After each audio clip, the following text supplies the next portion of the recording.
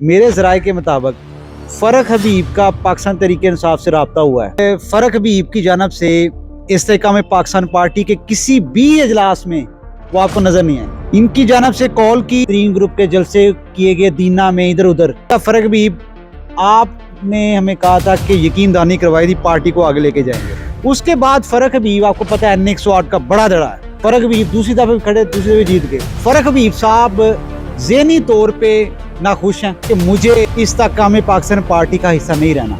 कुछ रास्ते ढूंढ रहे हैं किस तरह इससे जान छुड़ाऊं। फ़रक हबीब आबद शेर अली के मुकाबले में यहाँ पे इलेक्शन लड़ते हैं, जीत जाएंगे। कि 4P और PPP क्या है? 4P जो है उसके चेयरमैन हैं आसिफ अली जरदारी, PPP के हैं बिलावल भुट्टो।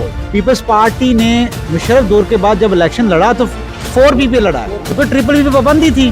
जरदारी साहब कह रहे हैं बशमूल बिलावल भुट्टो जो टिकट्स की तकसीम का मामला है, टिकट की तकसीम का होल्डर है वो मैं हूँ। बिलावल साहब ने अपनी DP रिमूव कर दी एक्स से, इंस्टा से, मोहतरमा के साथ लगाई और दुबई चले गए। सर ये लॉन्चिंग है। अस्सलाम वालेकुम नाज़रीन, मैं हूं आपका होस्ट आदिल राना और आप देख रहे हैं FSG 41 TV।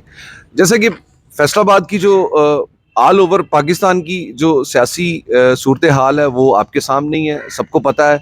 लेकिन आज हम डिस्कशन करेंगे फैसलाबाद की सियासत के ऊपर, क्योंकि फैसलाबाद की सियासत इतनी गंदी हो चुकी है कि समझ में नहीं आ रहा। और एक तो ये जो ऑपोजिशन लीडर्स थे वो भी, उन्होंने कुछ ऐसे लीडर थे जिन्होंने नून लीग ज्वाइन कर ली, और इसी तरह जो PTI के थे उन्होंने जो पार्टी छोड़ दी है। कुछ लीडर जो हैं, कुछ जो पार्लियामेंटेरियन है वो भी जो है सियासत, कुछ लोग छोड़ गए हैं, कुछ नई पार्टी में आ गए। इस तरह के बहुत सारे मसले मसाइल जो हैं फैसलाबाद की सियासत में। और आज हमारे साथ मौजूद हैं, मेरी अपना राइट साइड में इमरान असलम साहब, जो अपना बहुत अच्छा तज्जिया करते हैं, रिपोर्टर बहुत अच्छे हैं और सियासत को बहुत अच्छा समझते हैं। और मेरे लेफ्ट साइड पे हैं जैदी साहब, जो कि ये भी रिपोर्टर रह चुके हैं और अब भी रिपोर्टिंग कर रहे हैं और बहुत अच्छा तज्जिया करते हैं। तो सबसे पहले हम जाते हैं इमरान इस्लाम साहब के पास, जो वो हमें बताएंगे कि आज की जो सियासी सूरत हाल है फैसलाबाद की वो क्या है। अस्सलाम वालेकुम। वालेकुम सलाम, थैंक यू सो मच जनाब हमें आप वक्त देने के लिए। तो ये राह चलते चलते जिसे कहते हैं ना, बैठे हैं राह गुजर पे दिल के दिए जलाए, काश वो पलटाए काश वो लौटाए। हम तो बैठे हुए थे जनाब, आपने आवाज़ दी, हमने कहा चलें कर लेते हैं बात हो रही है सियासत की। पाकिस्तान में सियासी जो अदम इस्तेहकाम है वो शुरू से दो चार रहा है। अभी अगर फैसलाबाद की बात करें, मेरे ज़राए के मुताबिक फ़रक हबीब का पाकिस्तान तहरीक इंसाफ से रब्ता हुआ है। अच्छा, दोबारा रब्ता हुआ है। राब्ते में उन्होंने ये कहा कि मैं दोबारा से ज्वाइन करना चाहता हूं क्योंकि उनके इश्यूज से। और फ़रक हबीब की जानब से इस्तेहकाम पाकिस्तान पार्टी के किसी भी इजलास में वो आपको नज़र नहीं आएंगे। इनकी जानब से कॉल की, इनका जो था ग्रीन ग्रुप के जलसे किए गए दीना में इधर उधर, उन्होंने कहा फ़रक हबीब आपने हमें कहा था कि यकीन दहानी करवाई थी, पार्टी को आगे लेके जाएंगे, आप आएँ। शुरू तो ये हुआ कि फवाद चौधरी आहिस्ता आहिस्ता इनकी जो थे सेशन, पार्टी इजलास, उसमें गायब रहे। उसके बाद फ़रक हबीब आपको पता है NA 108 का बड़ा धड़ा है। फ़रक हबीब दूसरी दफे भी खड़े, दूसरी दफे जीत गए। अब सीन ये है कि फ़रक हबीब साहब ज़हनी तौर पे नाखुश हैं और फ़रक हबीब साहब ये कह रहे हैं कि मुझे इस इस्तेहकाम पाकिस्तान पार्टी का हिस्सा नहीं रहना। कुछ रास्ते ढूंढ रहे हैं कि वो किस तरह इससे जान छुड़ाऊं। वो तो आप सबको पता है कि पाकिस्तान तहरीक इंसाफ के साथ जो हुआ, अभी होप्स हो कि आइंदा जो इलेक्शन अनाउंस हो चुके हैं उसमें लेवल प्लेइंग फील्ड होती है, जो बल्ले का ठप्पा होता है या नहीं होता ये भी अभी कंफर्म नहीं है। बिल्कुल ऐसे। तो फ़रक हबीब साहब NA 108 पाकिस्तान तहरीक इंसाफ से, जिसे कहते हैं कि बेसिक से लेके उठे। अब ये है कि अगर फ़रक हबीब माइनस हो जाता है तो कौन है PTI का वहाँ पे? बहुत बड़ा इशू है। अच्छा, मुझे ये बताइए कि जैसे फ़रक हबीब साहब ने प्रेस कॉन्फ्रेंस की है और इतने बड़े बड़े इल्ज़ाम लगा दिए थे जो आज तक कभी उनके मुंह से नहीं सुने थे। मुझे ये समझ नहीं आ रही कि वो कैसे आज जाके वो किस मुंह से जो है वो कहते ना, रिश्ता किस मुंह ना लेना, जाके वो किस मुंह से जाके ज्वाइनिंग देंगे। अच्छा, उसके बाद अगर उन्होंने इतने बड़े बड़े अल्फाज बोल दिए, इतने बड़े बड़े इल्ज़ाम दे दिए हैं, तो सर क्या आप मुझे ये बताएं कि आवाम एक्सेप्ट करेगी उनको? वक्ती तौर पे PTI पार्टी की जानब से एक फैसला किया गया था कि अपनी आल औलाद और अपनी जान की हिफाजत के लिए वक्ती तौर पे डिसीजन जो भी आप देना चाहें ले सकते हैं। ओके। फ़र्क हबीब ने भी वही अप्लाई किया, कोई नई बात नहीं है, प्रेस कॉन्फ्रेंस होती रही जो भी है वट एवर। अभी दोबारा असद उमर ने पार्टी छोड़ी, असद उमर ने राब्ता किया, असद उमर ने पहले प्रेस कॉन्फ्रेंस की, उसके बाद पीटीए से दस्तबरदार नहीं हुए थे, उन्होंने कहा कि मैं अपनी जो जनरल सेक्रेटरी को उससे ओहदे से मुस्तफी हो रहा हूँ, सियासत छोड़ रहा हूँ। थे वो पीटीए का हिस्सा, खान साहब की पेशी और खान साहब के तमाम मामलात को समझ रहे थे और पूरी अंडरस्टैंडिंग थी इनकी और तमाम जो पार्टीज है। अभी सीन ये हुआ कि सारे जो खिलाड़ी जितने भी कार्ड से वो तो हो गए स्पॉइल। अभी जो कार्ड है वो शेर अफजल मुरव्वत है और आपको पता है बैरिस्टर गौहर जो है अभी तहरीक इंसाफ के जो आरजी चेयरमैन है।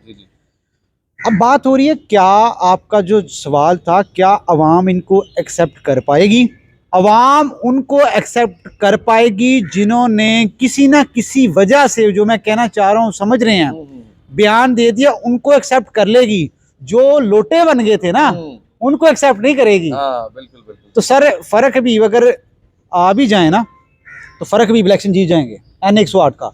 सेकंड बात ये जी, फर्क भी बाबर शेर अली के मुकाबले में यहाँ पे इलेक्शन लड़ते हैं तो जीत जाएंगे। लेकिन सर मैं इख्तलाफ करता हूँ इस बात का, क्योंकि मेरा खुद ये हल्का फ़ारूक हबीब साहब का है और फ़ारूक हबीब साहब जब ये इन्होंने इलेक्शन जीता था उसके बाद आज तक, मतलब कितनी देर टिंडोर रहा, 3.5 साल रहा है ना, एक दिन भी अपने हल्के में आके इन्होंने ना किसी से पूछा है, ना कोई जो मसले मसाइल किसी भी हवाले से ये कभी हल्के में आए नहीं। लेकिन अब ये मैं जाता हूँ रिजवान ज़ैदी साहब की तरफ। रिजवान ज़ैदी साहब, हमें ये बताइएगा कि आपको लगता है कि पीटीआई जो है इलेक्शन का हिस्सा बनेगी या नहीं बनेगी? बल्ले का जो मोर है वो इलेक्शन का हिस्सा बनेगी, इसके बारे में बताइएगा। बहुत शुक्रिया राना साहब मुझे मौका देने का। सर सबसे पहली बात तो ये है कि जिस तरह आमिर ये इमरान साहब ने जो है बात की कि हमारे मुल्क की जो सियासत जो है ना वो एक अजीब सी है, और आपने जो बात की कि बड़ी गंदी सियासत है पाकिस्तान की जो सियासत है, इसमें कोई भी ऊँट पता नहीं लगता है कब करवट पे किस करवट पे बैठेगा। और रही बात ये कि आपने जो ये सवाल किया है कि अब जो है वो सूरत हाल क्या होगी, सर सूरत हाल तो ये है कि जैसे कि अपना इमरान साहब ने कहा कि आबिद शेर अली के मुकाबले पे अगर जो फ़ारूक हबीब वो इलेक्शन लड़ते हैं तो वो जीत जाएंगे।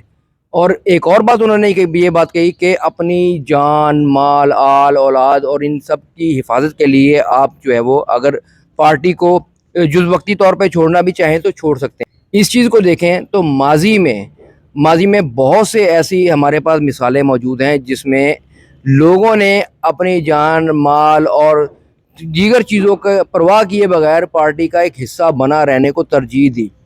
यानी आपका कहने का मकसद ये है कि जिस तरह एक बात होती है, मैं कोई अगेंस्ट नहीं ये बात कर रहा कि जिस तरह यू टर्न तक इसका मतलब यू टर्न नहीं होता है ना कि अगर आपने अपनी जान बचानी है तो ऐलान ला ताल्लुकी कर दो, ठीक है। लेकिन ऐसा जो है होना कि अपने ये कोई जो है वो सियासी वाबस्तगी या पार्टी से ऑनेस्टी, पार्टी के साथ जो है वो एक जो है कहने के वाबस्तगी नहीं शो होती। चलें वो तो ठीक है कि जान बचानी चाहिए। अब रही बात ये कि सवाल हमारा ये है कि आगे की सूरत हाल वो क्या होगी। सर आबिद शेर अली एक पुराना नाम है, आबिद शेर अली का जो है वो एक एक्सपीरियंस भी है, माना जो है वो फ़ारूक हबीब साहब जो हैं उन्होंने एक ग्रास रूट लेवल से जो है स्टार्ट लिया और आवाम में जो है वो चूँकि पीटीआई मुस्तकबिल जो अगर देख रहे कि पीटीआई के प्लेटफॉर्म से अब जो है वो इन्होंने बात की कि बल्ले का निशान जो है वो इलेक्शंस में होगा या नहीं होगा। देखें हम पहले कह चुके हैं, बल्कि हमें डर लगता है कहते हुए, ज़ाहिर बात है सॉफ्टवेयर अपडेट होने के बाद बंदे की जो है टोन बदल जाती है, और मैं नहीं चाहता कि जो है वो बैठे बढ़ाए हमारी जो है ना ऐसे सॉफ्टवेयर अपडेट हो जाएँ। ये सूरत हाल आपकी ड्यूटी में शामिल है, आप जर्नलिस्ट हैं, आप तो अपना इजहार ये इमरान साहब इसमें बात करें। देखें सॉफ्टवेयर अपडेट होते रहते हैं, कोई ऐसा इशू नहीं है, और जिनके ऑलरेडी अपडेटेड हो ना उनको ज़रूरत नहीं होती। तो बात ये है कि आप कह रहे हैं मुझे N108 N105 किसी भी हल्के में चले जाएं, आप सर्वे कर लें, आपको पता चल जाएगा कि कितने % लोग जो है वो अभी भी शामिल हैं। तो ये सारी सिचुएशन को सर आप ऑब्ज़र्व करेंगे तो मैं समझता हूँ कि ये जो आइंदा इलेक्शन होने जा रहे हैं, मेरे ज़राए ने ये कहा है कि बैरिस्टर गौहर के आने का मकसद भी क्या है, पीटीआई का जो निशान है वो आइंदा इलेक्शन में होगा और इनकी जो गवर्नमेंट बनने जा रही है। सर यहाँ पे आपको पता है नवाज शरीफ साहब के साथ हाथ हो गया बड़ा, वो डील करके आए हुए थे, इस हो गया। अब बात यह है कि पीपल्स पार्टी में भी दरारें पड़ चुकी हैं। एक पार्टी आपको पता है, वो जब अहमद मीर साहब है सीनियर सहाफ़ी, उन्होंने जरदारी साहब का इंटरव्यू किया कि 4P और ट्रिपल पी क्या है। 4P जो है उसके चेयरमैन हैं आसिफ अली जरदारी, ट्रिपल पी के हैं बिलावल भुट्टो।